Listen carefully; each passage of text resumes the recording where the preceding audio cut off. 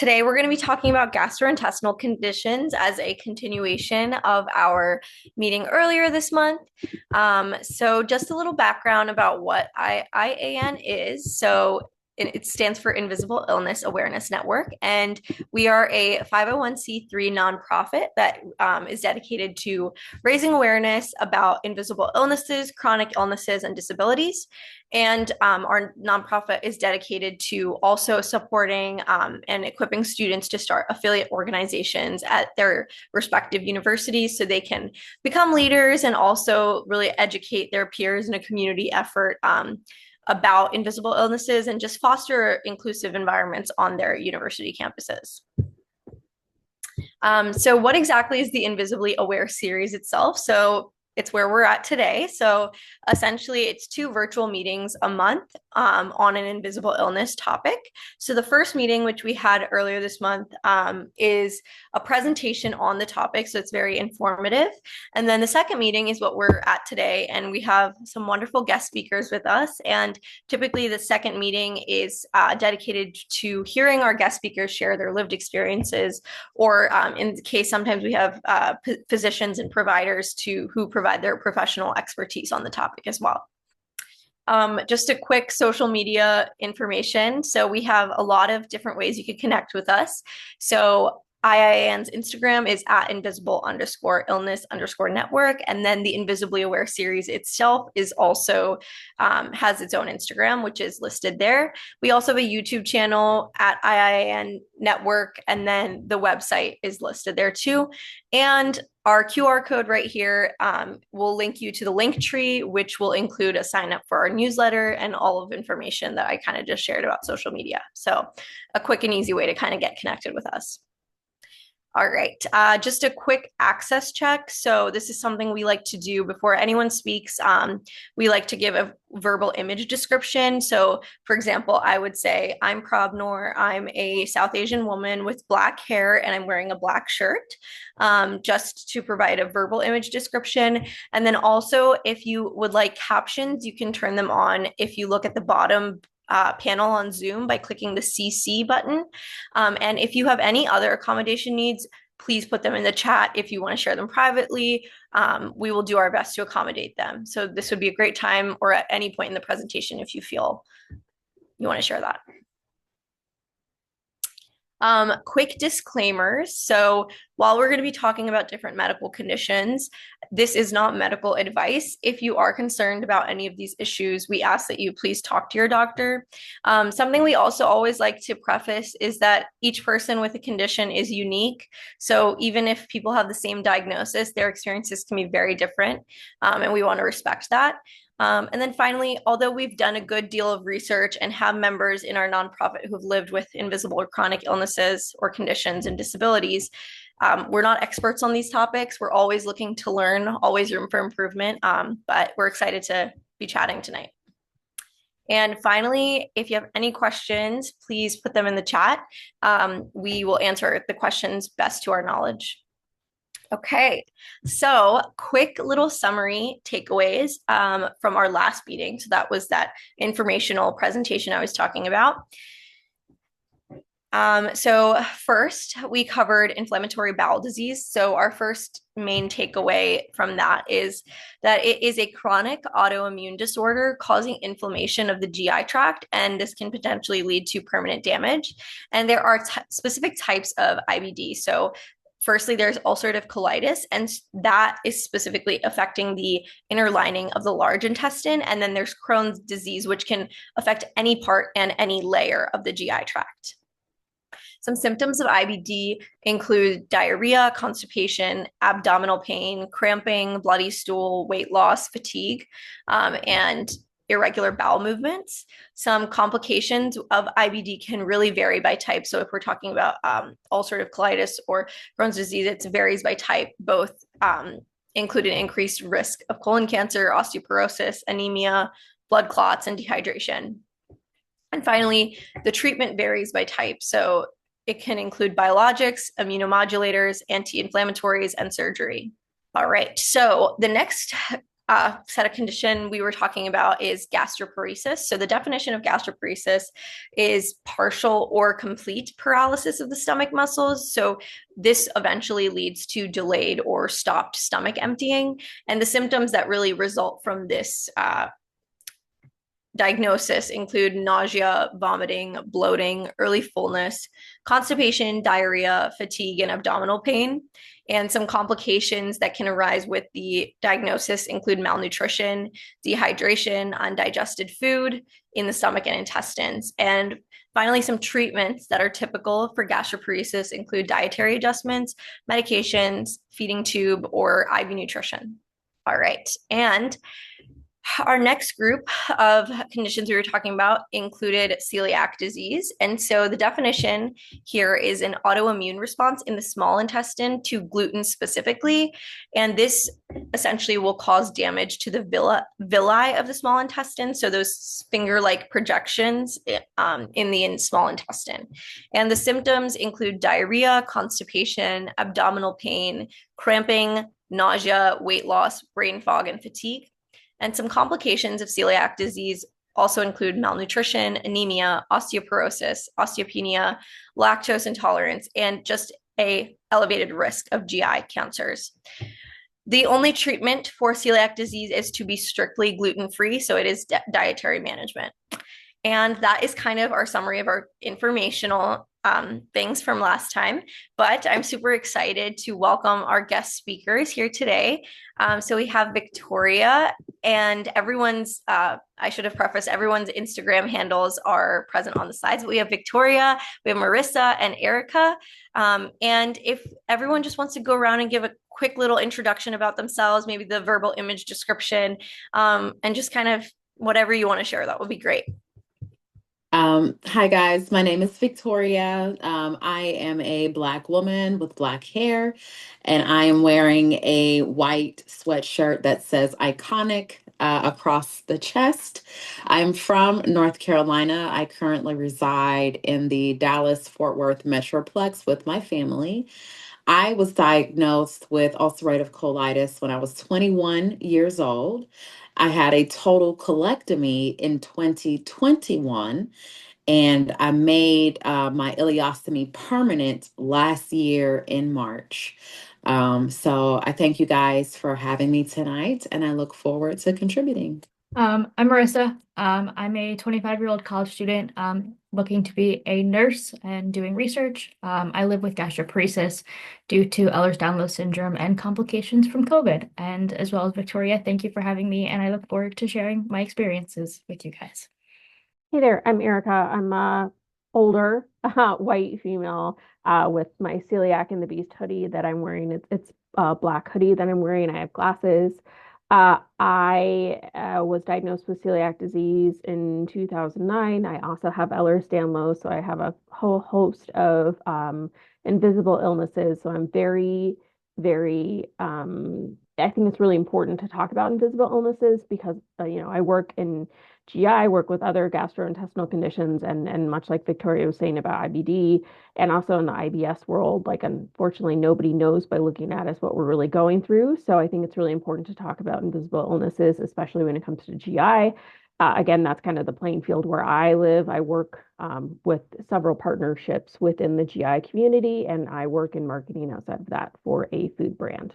It's great to be here. Thank you. Awesome. Thank you so much for sharing everything. We are just going to jump right into questions, if that's all right. Just to talk about structure, there's no really formal structure. Jump in when you feel like it. And yeah, sound good? All right. So I know we touched on it a little bit when we're doing our introductions, but our first question is just what is your experience with gastrointestinal conditions? So maybe you can once again share your diagnosis if you're comfortable, and then also just a brief description about how your condition affects you on the day to day. I'll go first. My experience with inflammatory bowel disease has been pretty much a lifelong journey. I first saw blood in my stool when I was 16 years old. I didn't think anything was wrong because no one talks about what your stool is supposed to look like. So I didn't have a guide. I didn't have any indication that there was anything wrong. So that continued for years. I was not formally diagnosed until I was 21 years old. And that was simply because I had spent a week in the bathroom where I was using the restroom upwards of 30 times a day. I was losing copious amounts of blood. Every time I would try to stand up, I would faint. And I had lost so much weight. I went from 130 pounds to 98 pounds within the span of a week. Like I was dying in the bathroom. So when I was finally diagnosed and we were able to put a name to this thing, this scary monster, I was given every medication, and I mean every medication on the market for ulcerative colitis. I tried them all and I failed them all. So eventually we got to the point where I had to have a life-saving total colectomy. And from there, we decided to make my temporary ileostomy a permanent ileostomy. My life today, my quality of life, I never would have imagined that my life would be as amazing today as it is, because I had normalized going to the bathroom 30 times a day. I had normalized being in pain. I had normalized isolating myself. I normalized taking all these different biologics and prednisone and, you know, um, I normalized it because I was afraid of having a ileostomy. So once I was forced into it, right, and I had time to accept it and understand that this is not a hindrance, it's more of a help, I was able to kind of take my life back and advocate for others that are going through a similar journey. And that's how I took my power back. So even though ulcerative colitis stole a lot from me, I'm able to, get some of that back in the form of advocacy, in the form of education, in the form of using my social media platform to show people like, hey, yes, I have an ostomy bag, but I'm still living my best life. I'm still active. I still work out. I travel. I swim. I do all the things thanks to my bag. So that's been my experience with inflammatory bowel disease in a nutshell. Thank you, Victoria. Yeah, I can go next. So I have celiac disease, along with other things. Like I said before, I was diagnosed in 2009. What's really interesting about celiac disease that more and more often adults are being diagnosed with it with extraintestinal manifestations. So they're not seeing the traditional, oh, my belly hurts or my belly's extended, like you would see, like in those old Sally Struthers commercials. I don't know if anyone gets that reference, but it's like for 5 cents a day, you can feed these children. And they were so malnourished, they had these massive bellies. And that's what people thought that celiac disease looked like. So for so many gastroenterologists, and I'm sure we'll talk about this later on, they only think about celiac disease as oh, my belly hurts and it's so extended and I look emaciated, because that's what they were taught. But we know now that in children, it may be like that, but it's not really as prevalent as it was before as a symptom. And as adults, we're seeing more adults like me being diagnosed with these extraintestinal manifestations, meaning outside of the intestines. So I had aphthous ulcers, so ulcers that would line my mouth and my tongue to where I couldn't speak and I couldn't eat. I had osteopenia, like you mentioned. It is one of the major signs because we are malabsorptive. It's a malabsorbing disease. So you're not absorbing all those great nutrients that help you build that bone density, which is so important as a woman and so terrifying to be in your 20s and being diagnosed with osteopenia. You don't want to break bones. And then I was anemic. So all the things that happen from malnutrition, but no stomach ache, no bloated belly, none of the traditional symptoms of what we thought celiac disease was in the 80s and 90s or even early 2000s. So it was very weird. I was really like, no, you can't have celiac disease. None of these really add up. I had slow digestive emptying, so they thought that it was gastroparesis. So I went through all the mechanics of being diagnosed with gastroparesis.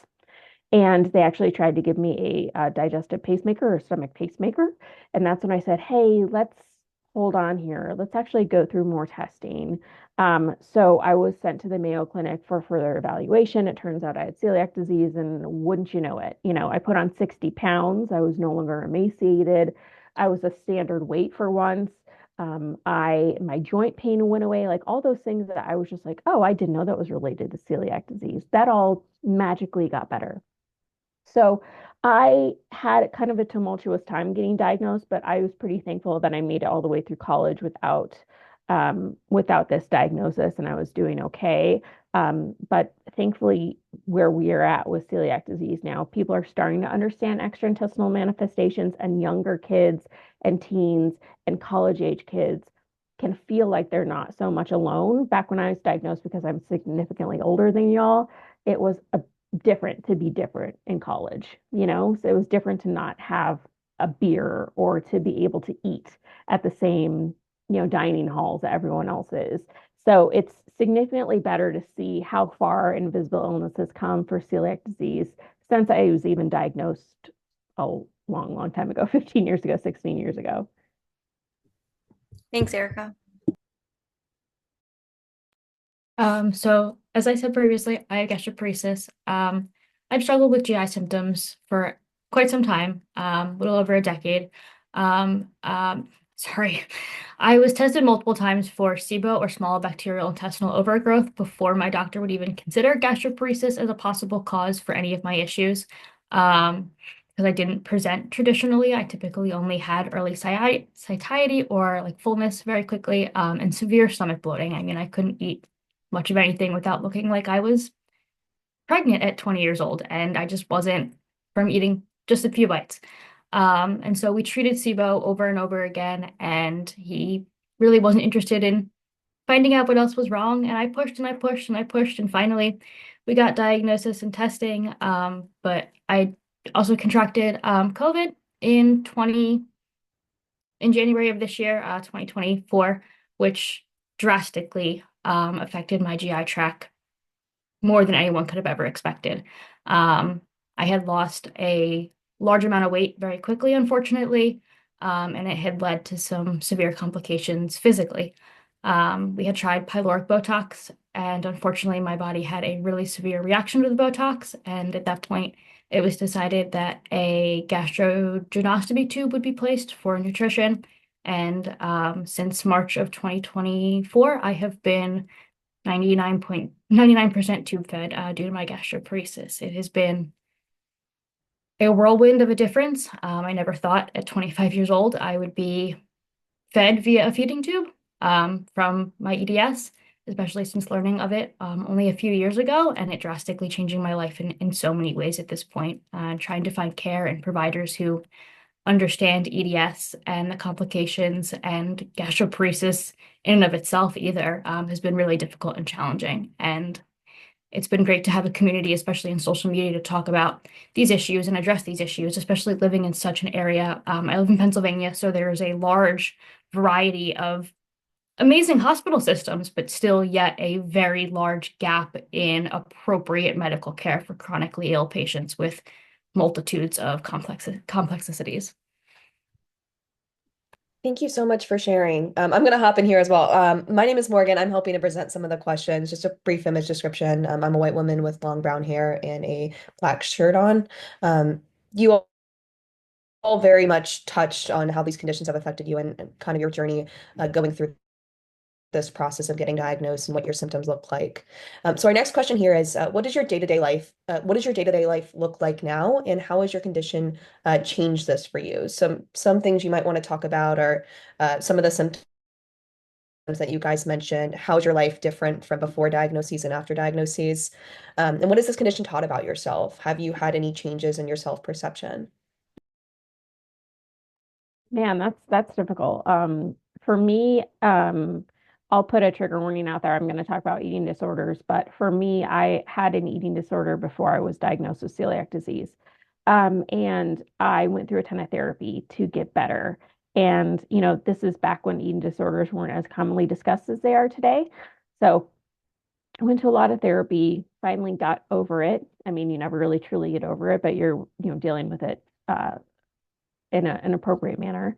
And, I was taught there's no bad foods. And then I was diagnosed with celiac disease, and they're like, here is a list of bad foods. So it was completely different. I had to actually go back to therapy and say, like, wow, this is wild. Like, remember how we just said there's no bad foods? Now I have this list of really bad foods. And because we didn't really know as much about the gluten-free diet, and there wasn't even a label of 20 parts per million as safe food by the FDA until 2013, um, I honestly, it was wild getting used to having unsafe foods again and having to look at every label after I taught myself for so long not to do that. And I think that that's one of the biggest changes for anyone diagnosed with this is it's really you have to play detective in ways that you never thought that you would with food. And for most people, you just eat whatever and you go to a restaurant with someone and food is a part of your life. It's integrated into it. So now it's like if a friend wants to meet up for dinner, you then have to like, wow, this is like a process that I have to go through. I'm like, where should we eat? Especially like my friends are vegan. And I'm like, wow, a vegan and a gluten-free person walk into a restaurant. Thankfully, now it's a lot easier, but it never was before. So it really is that day to day. Like I have to put on my detective hat at least 3 times throughout the day, breakfast, lunch, and dinner, and to consistently think about food. And that is a way that I really tried to get away from that when I was before I was diagnosed. But it also, at the same time, like you mentioned, it is a diet that heals you, from this disease. We don't have a medically induced treatment. We don't have biologic. We don't have a vaccine. We don't have anything yet. I mean, we've been working on it in the research community for 20 years. Since I started, I've been hearing about the same potential for vaccine or life-saving, intervention from a pharmaceutical standpoint. But for us, it's 3 meals a day at least. You have to think about this disease. So there's no real getting away from it. And then every time you go to the bathroom, you think about it. So it's a kind of a constant. And that's what's really hard is even though like invisible diseases, nobody else sees what we're going through, it is a constant mind check. It is so much emotional and mental space that you're taking up with your disease, because it's around eating. It's about bathroom usage. It's all of the major things that are happening in your head are just inside and nobody else can see it. So everyone thinks that you're managing the disease well, when in reality, you're like spinning. You're an emotional spiral and nobody can tell. So Thank you for sharing. No, I think you touched on a really important theme that we see across a lot of our patients who come and talk with us about invisible illnesses. It's just that all the effort and the planning and the energy that goes into managing and just trying to, live your day-to-day life. So thank you for sharing that. And that's really interesting as well to hear that celiac disease label or not celiac disease, gluten labels weren't required until 2014. I did not know that. So I imagine that was very difficult trying to manage your condition with that. So thank you for sharing and being vulnerable. I definitely want to touch on this topic on just how my day to day has drastically changed. So obviously with ulcerative colitis, we know that you have the urgency, the frequency, the abdominal pain, the fatigue, the nausea, vomiting, the joint pain, the skin manifestations. And whenever you get to that point where surgery is either an option or the only option, they kind of sell you this big sexy Cadillac. It's like, hey, we're gonna do this life-saving surgery, and it's 3 steps. We're going to do a total colectomy. We're going to go back and do another surgery to create your J pouch. And then we're going to do your last surgery, and we're going to just, reconnect the pipes, and you're going to go on your merry way and ride off into the sunset, and everything's going to be great. And they sell you this Cadillac, and you buy it. I know I certainly did. But then things kind of don't always go, the way you want them to, or the way you would hope that they would. And in my case, the invisible illness was no longer invisible. Um, the thing about inflammatory bowel disease, most times you have this cloak of anonymity. No one can see that you're sick. No one can tell, right? Sometimes you may have some weight loss, some skin manifestations, but for the most part, you can kind of blend in. There's no way for anyone to say, oh, there's something wrong there. However, whenever you receive that ostomy, Now you have to face it, and everyone else has to face it too. And you have to process how you're going to deal with the change of your body, this new way of life. But then you also have to process how society is going to process the change of your body and your new way of life. So for me, I no longer have to go to the bathroom 30 times a day, but I have to go to the bathroom with a prosthetic device for the rest of my life. Lots of therapy on learning how to accept my body, because it is a whirlwind to go to sleep looking one way and then to wake up with your body looking a completely different way. The first time I saw an ostomy bag is when I was wearing one. So it's definitely a lot of a lot of time to just try to understand what's happening. There's a lot of grief and gratitude that reside at the same time, where you have survivor's remorse, like, oh, I'm so happy to be alive, and yes, I did this great thing, but oh, I have scars, or I have an ostomy, or I have to take biologics for the rest of my life. So how has my day-to-day changed for the better? Yes, I'm no longer in pain physically, but it does take a significant emotional toll, and I don't think people talk about that enough. How inflammatory bowel disease is not just a physical manifestation, it is 100% a mental manifestation as well. It is very mentally taxing to live with inflammatory bowel disease. Yeah, I'm sorry to hear that. It is such a mentally taxing and draining disease to manage, but I'm glad we're definitely having that conversation now. And I'm really glad to hear that also you have had improvements with the number of bowel movements ever after getting the ileostomy. So thank you for sharing.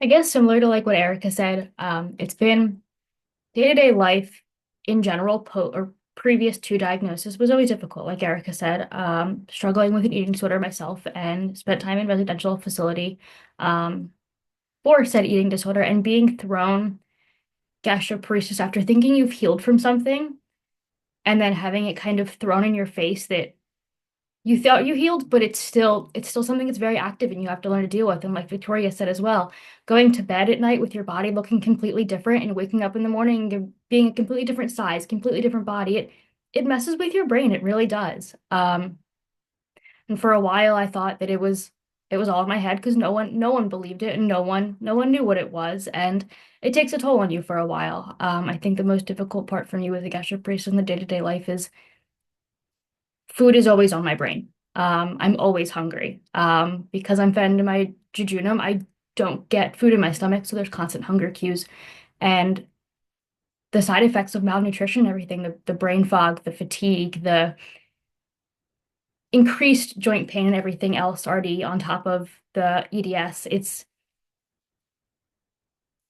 it changed my life in a lot of ways. And like Victoria said, there's been some positive learning and meeting others who have been through what I've been through and who are thriving in their lives after diagnosis and after treatments. And to one day be there is my goal. And for right now, I'm content with the people I have in my life and the support I have in my life. And despite the difficulties, it's better than where it was a few months ago at this point. So. And I'm glad to hear it's a little bit better, even if it's not by much. That's definitely a move in the right direction. Thank you so much for sharing those stories. I really learned a lot from those insights. Our next question, I know you touched on it a little bit, but we were wondering if you can share a little bit about what treatment specifically worked, what hasn't worked, kind of take us on your journey of like trial and error, what treatments suited you. I know, Marissa, you mentioned that your symptoms are much better than like a couple months ago. So kind of what changed throughout your treatments that really made an impact, would you say?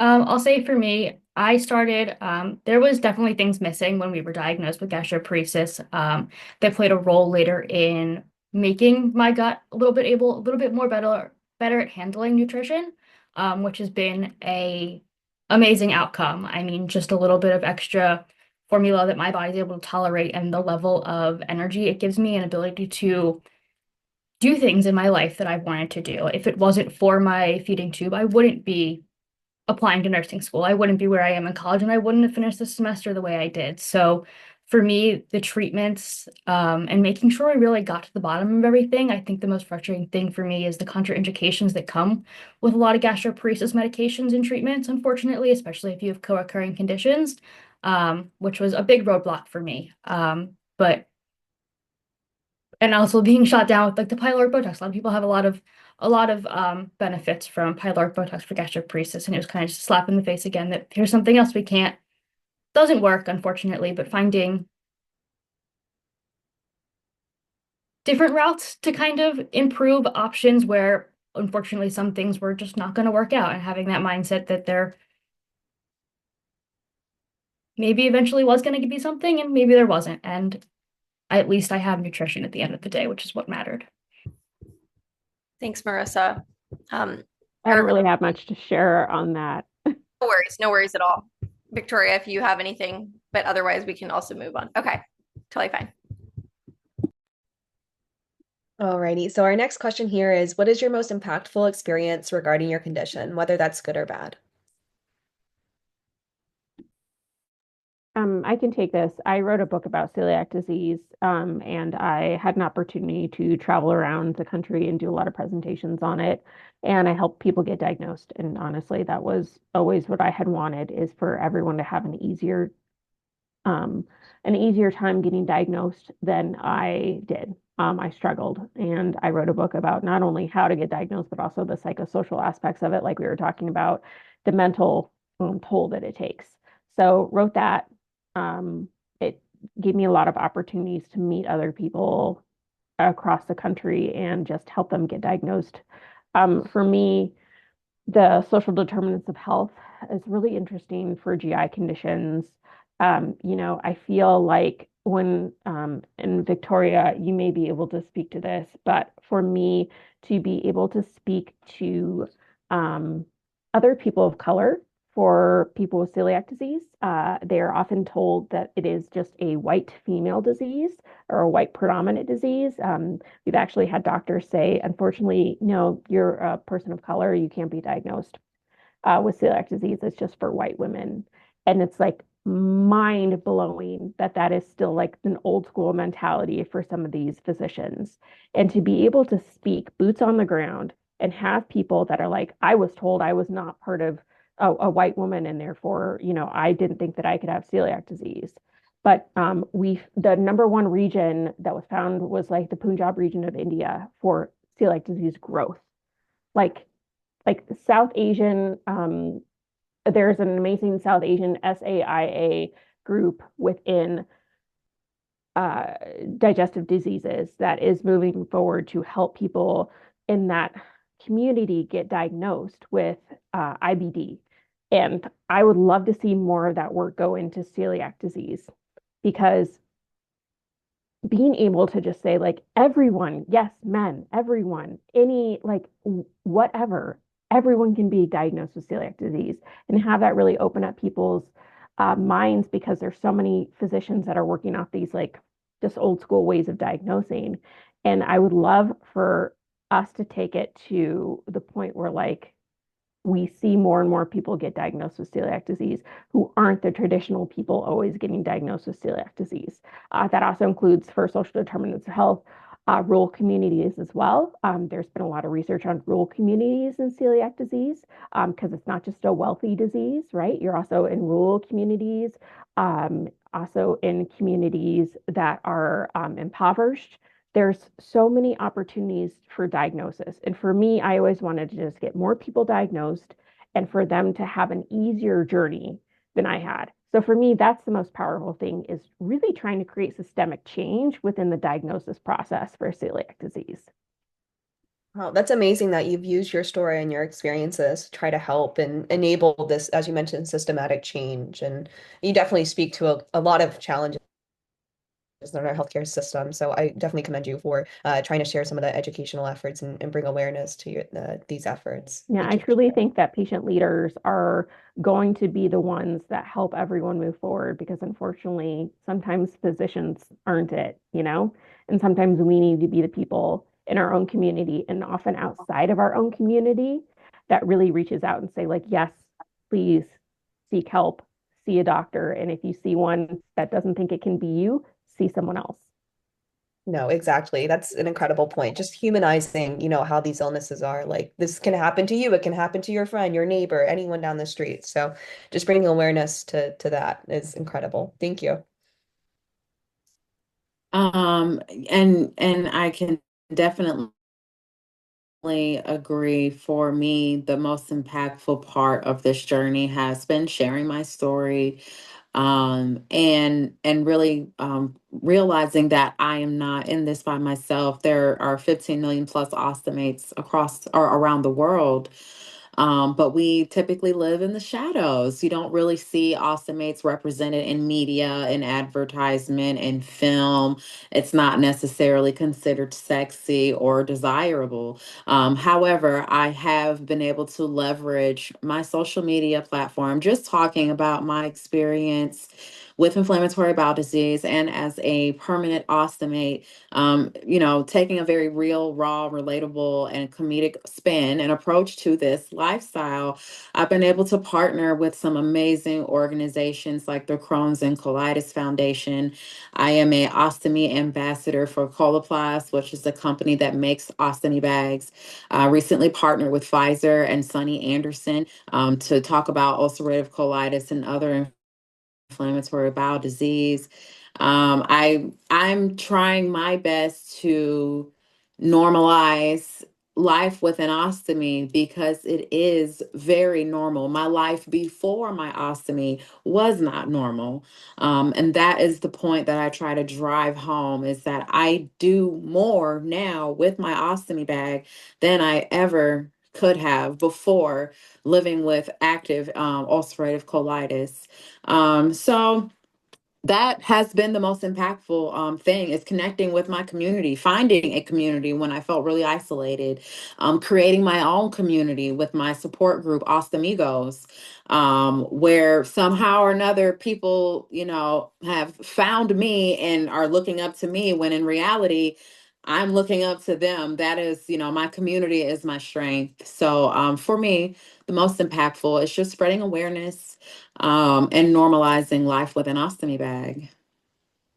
That's amazing. Community and friendship is so important with these illnesses. So I'm so happy that you're able to have built that community and to provide that for other people. Thank you.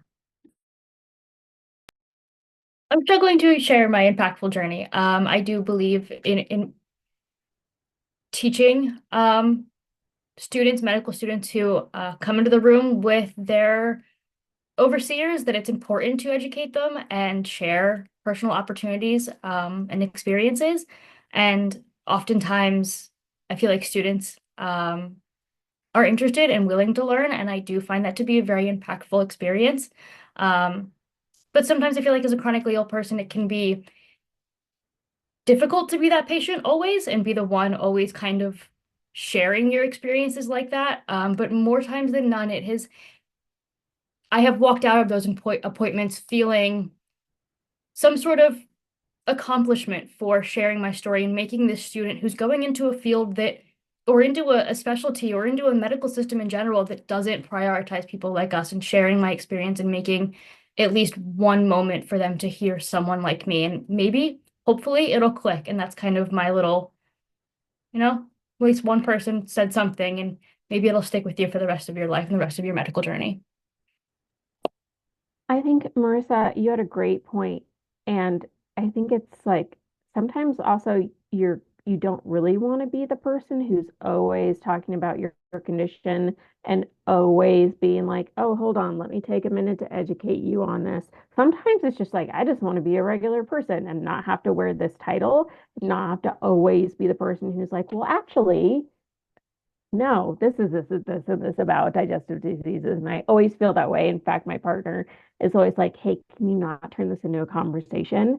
Like when Yeah. someone has when I'm like, they're like, oh, they mentioned in passing, oh, I just had a colonoscopy. I'm like, oh my gosh, tell me all about it. And they're like, why? And I'm like, I don't know. Do you have ulcerative colitis or Crohn's? And they're like, Crohn's. I'm like, ooh, tell me more about it. What part of Crohn's? Like, what do you have? And they're like, that's weird. And I'm like, let this be the one thing that connects us is like weird digestive diseases.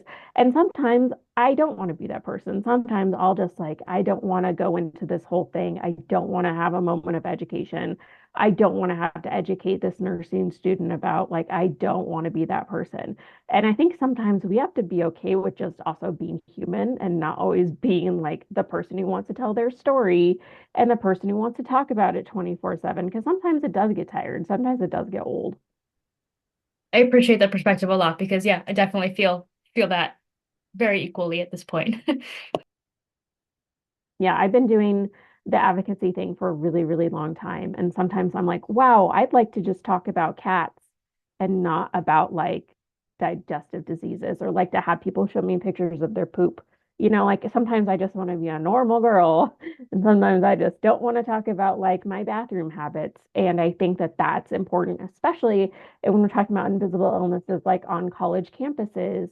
Like it's a time of dating, it's a time of like making new friend groups. And sometimes you don't want to be the weird person that has something weird with them, although it's not. We all know that it's not. Clearly, we're all normal people on this call. But like sometimes you don't want to be the person that's always like, oh, I think we need to go somewhere else for dinner or whatever. I think that that's really hard. And so for us to be advocates and to step up and say like, no, it's okay to feel this way. I think it's completely normal for some people to not want to be their disease, you know, and to not want to have to put on their advocacy hat all the time. Sometimes people just want to go through college. Sometimes people just want to go on a date without talking about it, you know? But I think what's great is we're all here to help them when they do want to talk about it. Thank you so much for sharing. Those were all very helpful stories and perspectives. Thank you. Yeah, thank you so much. I think what really resonated with me was this idea of taking control of your narrative. And I think the biggest aspect of empowerment is you want to be able to decide when you voice your narrative, and I can imagine that mental load of almost being tokenized is very overwhelming and overbearing. So we really appreciate you sharing that. Thank you. Um, Kind of switching gears just a little bit. I know we've talked about the amazing power of community and connection, especially through advocacy. When we're talking about overall institutional structures in our day-to-day life, so we're thinking about education systems or professional employer settings, we're kind of wondering what has been your experience in the context of these institutional structures. Have you felt a support or a lack thereof of your conditions, of accommodations? Kind of what has the culture around that been? I have been very lucky and I've had very positive experiences in the workplace. Every employer, I've always very upfront during the interview process, and I let them know that I have inflammatory bowel disease, or now that I live with a permanent ileostomy. That way I can let them know what accommodations I need and what my expectation is. And we can just, from the very beginning, whether or not this is going to be a good fit, because it is extremely important to me that you all are aware of, what's going on and that we have open communication because I am not in control of my body. And there are going to be days where I just cannot, or that I need to leave early, or that I may need a little extra time, or I need accommodations. And I don't need to like try to explain to upper management. I need you guys to know from the very beginning. So thankfully, every experience for me in the workplace has been very positive, very supportive through surgeries. Through taking time off when I needed to for mental health, very, very supportive, and I'm very grateful for all of my employers that made space for me. I've been very, very lucky. That's amazing to hear, Victoria. I'm really glad you've had that experience. That's awesome to hear. I think people get really nervous. Even on job applications, there's a section about disability, and I've always been a big disability advocate and being forthright in your disability, because people fought for the ADA, so it's our right. Those people fought hard for us to have the right to say that yes, we are disabled, and as much as some people don't want to wear the disability name tag, it affords you things like talking to HR and telling them like, this is my right to have reasonable accommodations in the workplace or at college. Like people fought for that. So I'm all about saying like, yes, thank you, Victoria, for being forthright in your job interview. Sometimes, I mean, for me, thankfully, because I'm so outright as being an advocate, people kind of know who I am before they hire me. So there's no like, oh, surprise, I have celiac. And they're like, we know, we follow you on Instagram. So for me, that's not an issue, but I would have always been forthright about it. I have other disabilities, like we talked about for Ehlers-Danlos. So like I can't hike, right? So there's some company outings that are like, oh, we're hiking. And I'm like, well, that's actually, unfortunately, I'm not able to do that because of my disability. So I think that you can have those reasonable accommodations. And again, people fought for you to have those reasonable accommodations. So use them, but also be forthright and like explain to HR, explain to your management, like sometimes I may not be able to do this and I need that to be okay because that is a reasonable accommodation under the ADA. So I think that that's really important for those conditions that are covered under the ADA, for those that aren't. I mean, I think you can really talk about what is considered a disability. I know celiac disease and IBD definitely are. For gastroparesis, I'm not sure if it's actually been like a known ADA covered condition, but I think if you have one to use that is the best. But also, I'm all about being forthright. So that way the HR person doesn't think, oh, this girl's just not eating any of the staff meal that I have brought in. It's like, no, actually, I can't eat it. And it's my reasonable accommodation to either be compensated for a lunch on my own or for you to provide a lunch that's safe for me. Thanks, Erica. I unfortunately don't have many workplace experiences since becoming disabled. My experiences I can relate to are college, which unfortunately for me has been very difficult in terms of proper accessibilities and things that essentially make me an equal student as the rest of my peers and the rest of the students that are attending school. It's been difficult in terms of being like a wheelchair user, ambulatory, getting desks, getting things.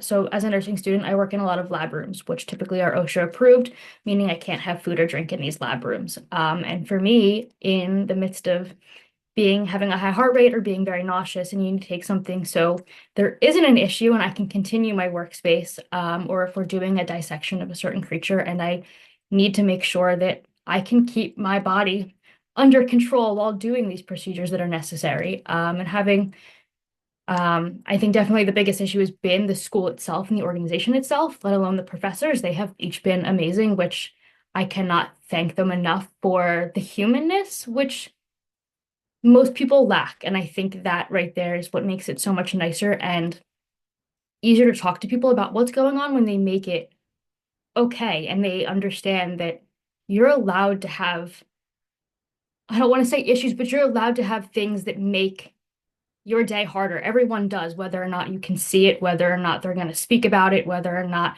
they're going to go home and struggle with it. Everyone has something. And I think at the end of the day, those professors that realize that are the ones that make the difference, aside from the struggles that it can be to get accessibility resources at a college and a university.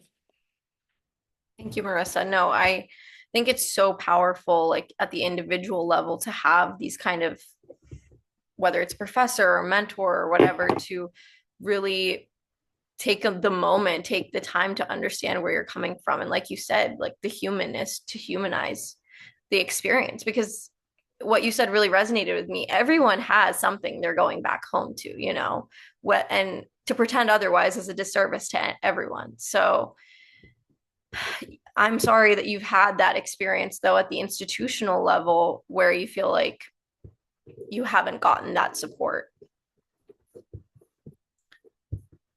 I guess kind of just a follow-up question to that, Marissa, what changes do you feel would be most powerful at the institutional level, do you think? And I know that's such a like big question, so totally fair if you like can't answer that, but I was definitely going to follow up. I think it's been a very impactful experience to have. So our school has a TOA, which is the Office of Accessibilities, and I've worked with them each semester and getting my accessible accommodations and everything that I needed for the semester. And we have worked very closely at this point to finding solutions to making the college campus more accessible for all students. Our school does not, we have accessible stalls in our bathrooms.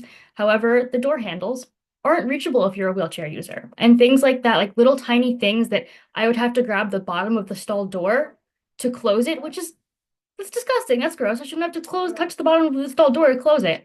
And like things like that where they didn't realize unless speaking to someone who specifically had this issue. Because I brought the TOA and she was like, I would have never realized that if that wasn't something that someone like you had brought to my attention. And we had made it a deal that to actually invite people, part of the disability and accessibility office at our school, the students specifically, to be a part of the meetings talking about what we can do on the campus to make it a more inclusive, accessible environment for all students. And it came down to me being a nursing student and knowing there's some hesitation with our school to allow a ambulatory wheelchair user to be a nurse. And that at the end of the day, having someone in the TOA willing to work with me, I think has been the biggest support that I could ask for in advocating for what I think is necessary is having someone back me who works in that facility, who works in the accessibility office and understands the needs of disabled and chronically ill students.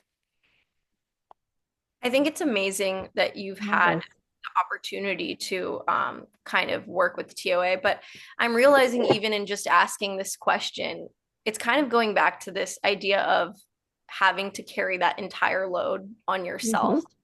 I just even in my question of what changes would you like to see that's what do you want to do about it?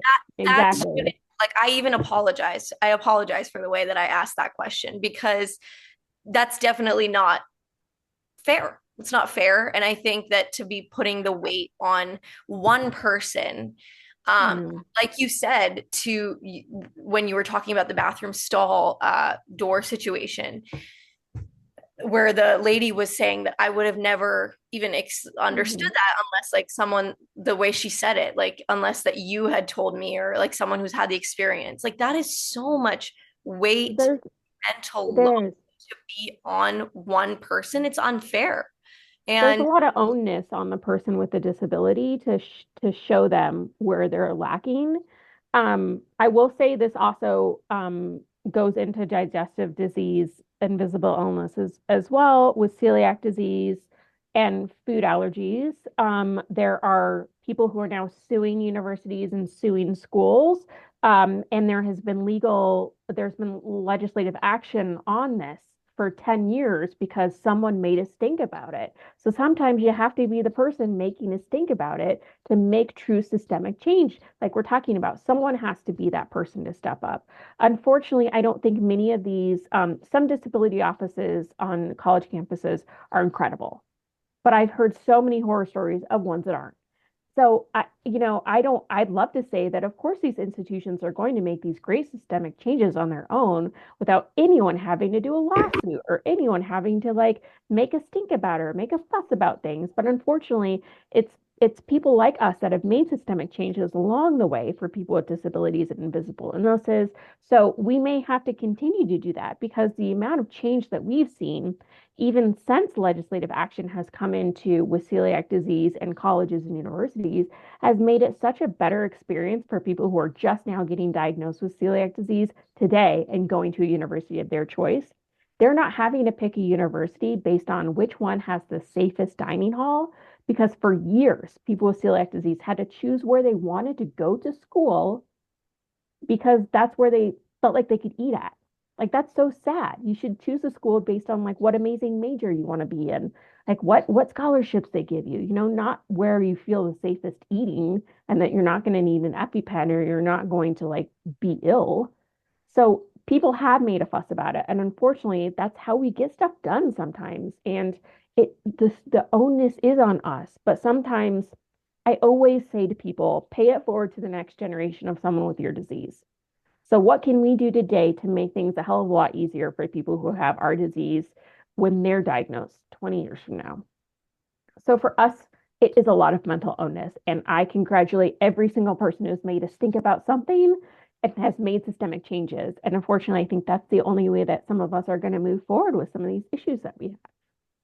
You can tell I get real riled up about that because it's so critically important, but we have seen so much change happen. So No, definitely. That's an excellent point. Yeah, sometimes a lot of these people who are higher up in these systems, they just don't realize all the effort and energy that it takes for us to live the same way that other people without chronic illnesses would. And so, yeah, having to create the fuss in order to enact change is super important. It's unfortunate that it falls on us as people with chronic illnesses to be the ones to take that action. But it definitely, is kind of empowering in a way as it shows us like we can hopefully make change, as you mentioned, for the future generations, other people, so they don't have to suffer the same ways that we have with our conditions. So I'm really sorry that you all have had some of those experiences, specifically with you, Marissa, and I'm very glad that Victoria and Erica, you've both had relatively good support in your workforce. So our last question here. It's a little bit of a big one, but I want to try to keep it brief, maybe about a sentence or so. So, if you want doctors, if you were to tell doctors or the general public one thing about the condition, if there's one thing you wanted them to know about your condition, what would that be? You can either, a sentence for doctors, sentence for the general public. Try to keep it relatively brief, just with like your main takeaway. There's a real person attached to that diagnosis. That is wonderful. Yeah, that summarizes most of our work that we're doing here. So I brilliant, appreciate brilliant. it. Mine would be it's so much more than a diet, you know, incorporating the psychosocial mental aspect to everything with your diagnosis.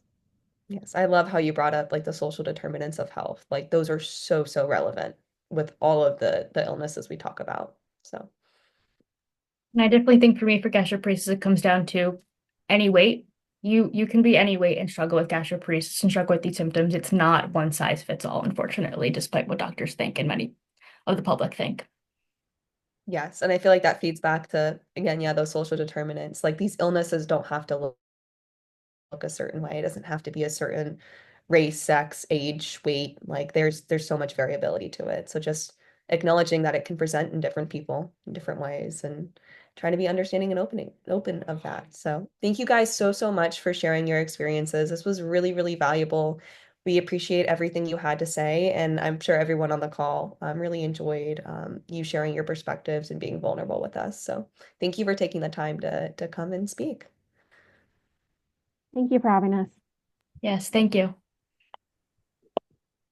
And now we will open it up if there's any general questions in the chat. You can unmute if you're able to, or you could just go ahead and send them in the chat as well, if you have any questions for our speakers. If no one has any questions, we'll also be monitoring the chat in case someone does put another question in there. But in the meantime, just for looking forward, our social media will have information about our dates for our January meetings. We're still finalizing those, as well as just the dates for the rest of the 2025 year. But we will definitely send out an email and have updates on our social media about that. So definitely check those out to stay tuned. But if anyone has any questions, this is a great time to put them in the chat.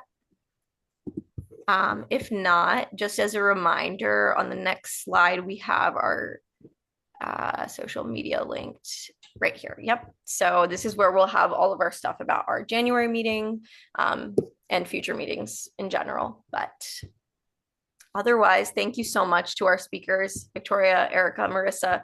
Really appreciate your time. Really appreciate your vulnerability. Your work is so impactful. Your voices are changing the world. They really are. And I know I learned a lot, and I really appreciate everything you had to share. So thank you once again. Thank you for having me, guys. Thank you. Thank you.